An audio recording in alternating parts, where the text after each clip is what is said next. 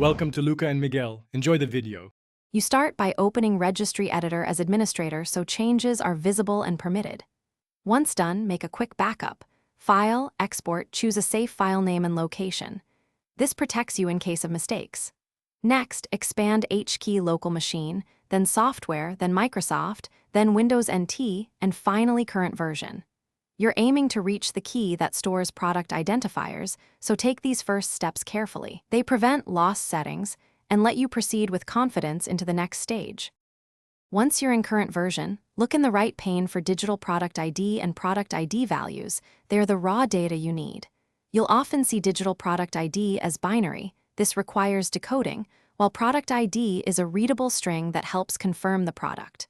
Right-click the specific value to export or modify. Exporting creates a reg file you can store.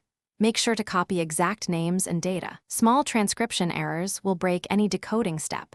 When these values are secured, you're ready to decode. You now decode the digital product ID with a trusted offline decoder or a small PowerShell script. This converts binary into the readable product key.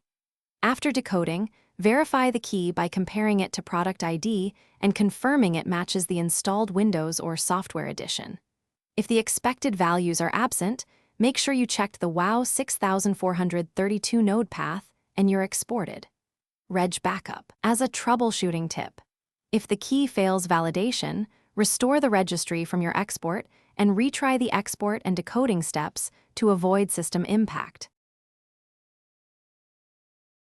Thanks for watching and please subscribe. It's the best investment you'll ever make.